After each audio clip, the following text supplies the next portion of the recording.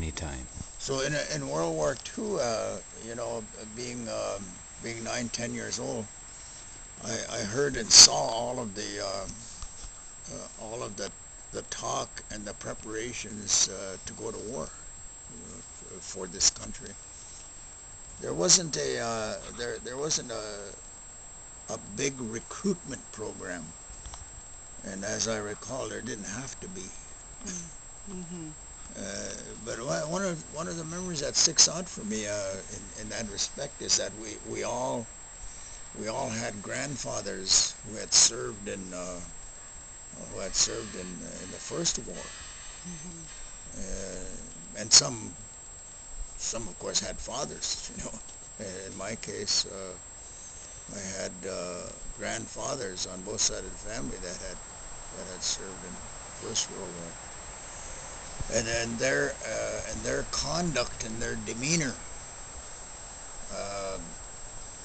was really absolutely fantastic. It was inspiring. They never talked about the war as an exploit, but something that had to be endured.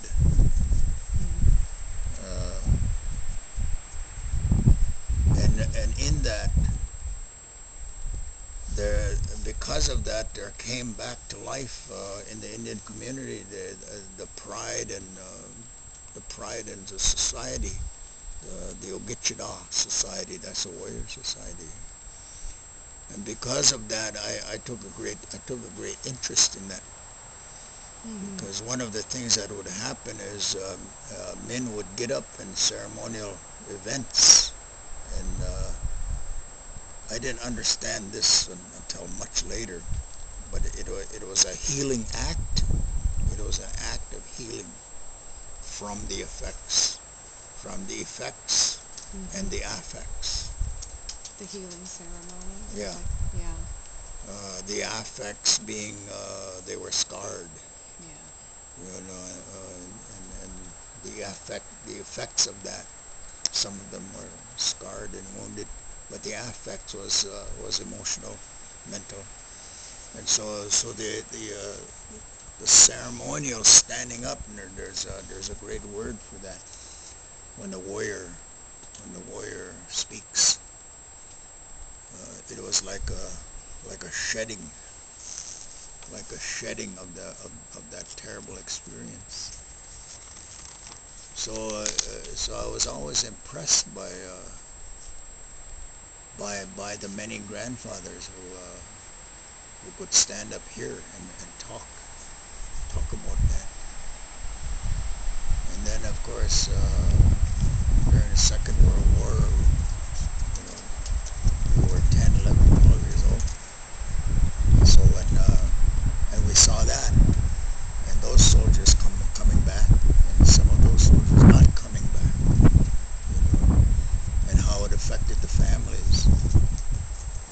There was a real unity of families here then, you know, irrespective of spiritual beliefs, religion. It coalesced the community, because it was, as I heard my mother and others say, our boys. You know, it's never my sons, it's our boys. And so all the families were like that. Didn't the tribe send up some 100 warriors? Wasn't there a special event at some point that Yeah. had a record number of people from the community going into military service during that time period? Oh yeah. There was Either WW1 or WW2. The 49 episode. There's several communities that claim that, but my grandfather said there was others that had the same experience. That a whole group of soldiers went off together, and some of them were brothers, cousins, and they requested to stay together In the same unit. Yeah. So I guess the Army did do that, and so from that came the story that there were 50 warriors that left from this reserve, but it could have been from another community.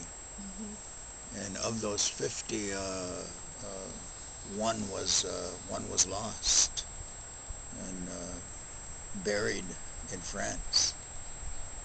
And to commemorate that sacrifice came the 49. There was a ceremonial to begin with to commemorate that the one warrior who did not return. That evolved into a social event later, but in the beginning, in World War I, that was a very strong ceremonial memorial event. And in some respects, that's still carried on. Some places stronger than others. Today in year 2000, that's pretty much condensed into what is now the Grand Entry. That's where the whole commemoration of soldiers and warriors, men and women. That's the event. That's what it is called. But Do you do that on a yearly basis, or does it just every power, every power, no matter where you go, it's the same. You can go to California and see the very same thing, and know that's pretty universal. Yeah. But it came out of that story, of that experience of the one who did not come back. Who was it? So a lot of that influenced me. There were certain soldiers who I really admired, and they all had the basic same qualities. They had some kind of aura of indignity, and it wasn't self-effacing. It was just a good, quiet, confident, beautiful aura and a beautiful attitude. I never saw any of them take advantage of somebody or downgrade anybody. And it was the same that I remember as my grandfathers were there. They came back with this. They had done something. They didn't need medals. They did not need clamor. They were just men. They were Anishinaabe men. I never heard anyone. I've never heard any one of them to brag about their experience, or to insist that they were owed anything. To me, that's the man.